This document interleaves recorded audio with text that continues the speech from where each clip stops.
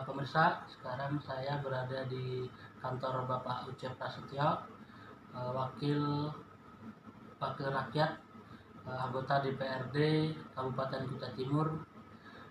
Selamat pagi, Pak. Hari ini kita akan ngobrol-ngobrol dengan Bapak Ucep Prasetyo tentang hal-hal yang lagi menjadi perbincangan masyarakat. Beliau sebagai wakil rakyat tentu punya pandangan-pandangan tentang apa yang sedang dibicarakan masyarakat, gitu Pak ya. Bapak, saat ini kita tahu sedang ada wabah COVID-19, termasuk di Kutai Timur sendiri sudah ada beberapa orang yang positif dan sudah beberapa hal dilakukan oleh Pemda. Itu Bapak selalu mengikuti.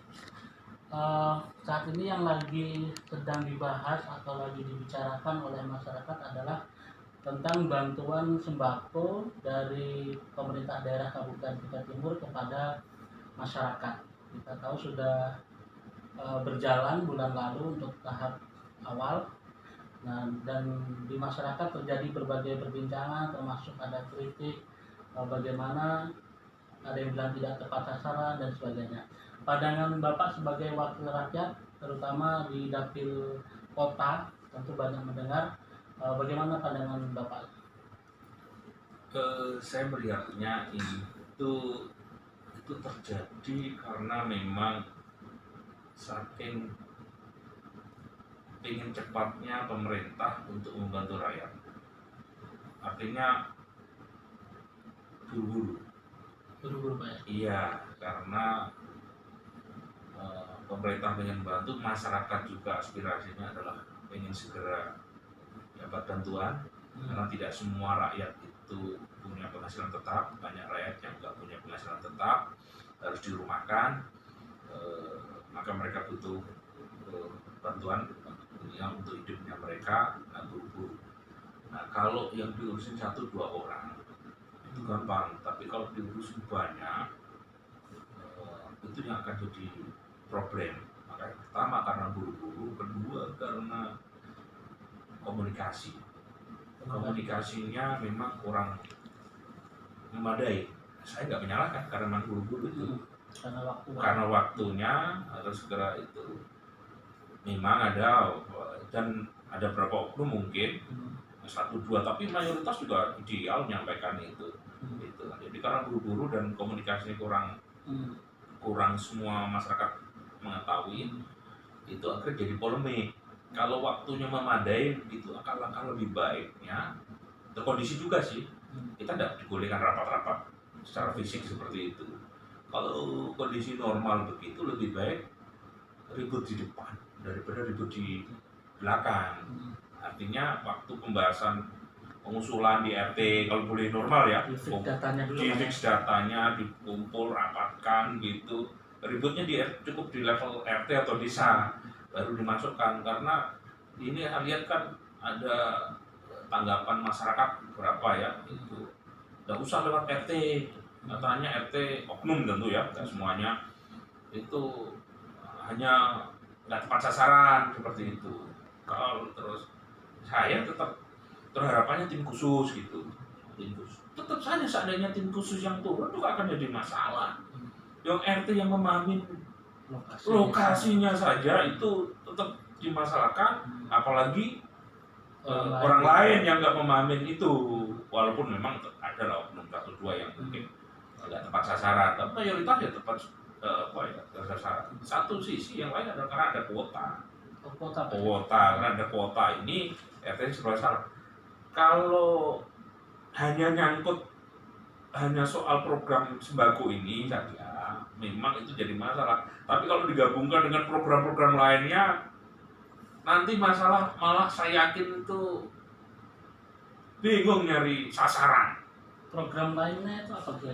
Oh ya, ini yang perlu sebagai dewan tentu saya punya hak untuk bertanya ke pemerintah dan lain sebagainya. Fungsi pengawasan. Iya, fungsi pengawasan, saya komunikasi aktif terhadap hal ini karena saya ngawasinya kan monitor di Facebook. dan lain sebagainya itu otomatis apa yang disuarakan di masyarakat, walaupun kadang-kadang saya bantah ya saya serap apa Untuk itu. ditindaklanjuti. Iya, untuk saya tidak lanjut, bukan hanya saya di Facebook enggak, saya tanyakan ke pemerintah bagaimana ini. Ya semua akses komunikasi dengan bupati, dinas dan lain sebagainya. Hasil komunikasi saya ada banyak program. Ini sudah saya. Ternyata banyak program Pak ya, bukan hanya sembako Pemda itu aja. Iya, sebelum bicara program kita sekarang sebenarnya alangkah baiknya bicara tentang terkait dengan sasaran. Ya, jadi sebenarnya sasarannya siapa sih yang perlu orang yang miskin atau apa dan sebagainya.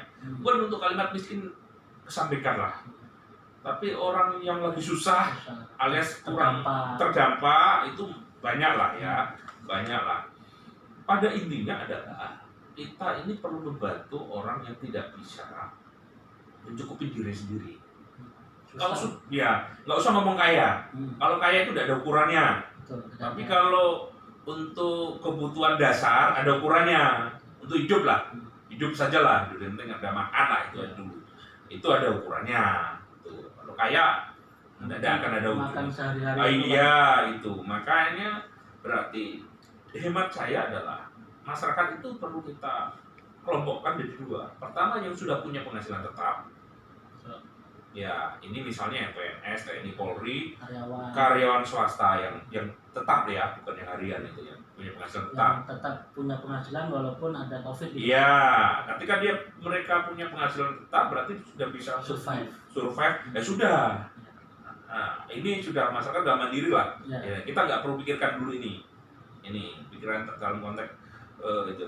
Nah, bantuan sembako ya, kalau di konteks lain ya baru kita cari yang tidak berpenghasilan tetap. Yang susah memenuhi kebutuhan. Iya, yang itu yang tetap. Nah, saya tanya datanya di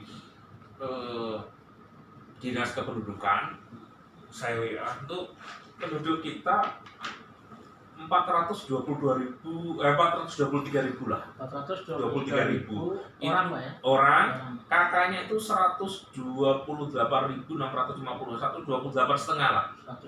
4.500-an lah kakak, iya. Nah, saya tanya ke data BKD dan lain sebagainya, jumlah ASN, terus TNI Polri dan lain sebagainya itu kurang lebih 7.500. KPs swasta versi dari Cinaker itu 104.000-an lebih. Ya, KPC dan kontraktor aja 27.000 itu. Nah, total itu antara swasta dan ASN dan lain-lain itu 112.000. 112.000 yang sudah penghasilan tetap. Kalau dihitung kakaknya mungkin tidak persis seperti itu. Pasti ada faktor pengurang. Faktor pengurangnya adalah ya mungkin ada yang suami istri kerja.